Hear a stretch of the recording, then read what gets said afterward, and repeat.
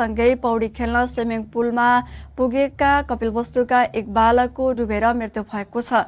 शनिबार बाणगंगा नगरपालिका स्थित मायादेवी रिसोर्टको स्विमिङ पुलमा डुबेर बुद्धभूमि नगरपालिका 2 का 8 वर्षीय आवाज चौधालीको मृत्यु भएको हो।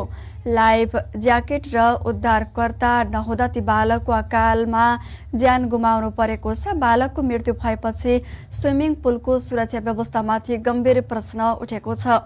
पीडित परिवारले रिसोर्टमा आवश्यक सुरक्षा मापदण्ड तथा तत्कालीन उद्धार व्यवस्था नहुँदा बालकको ज्यान गएको आरोप लगाएका छन्।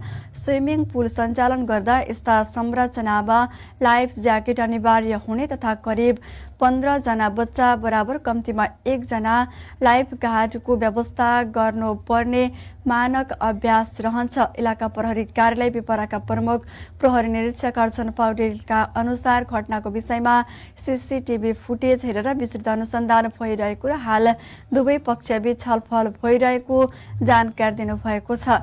घटनाको वास्तविक कारण पत्ता लगाउन फुटेज, प्रत्यक्षदर्शी बयान तथा अन्य प्रमाण सङ्कलन गरिने प्रहरीले जनाएको छ। स्थानीयवासीले समेत रिसोर्टको लापरवाहीका कारणले सुरक्षा कमजोरीका कारणले घटना भएको भन्दै कडा छानबिन गर्न माग गरेका छन्।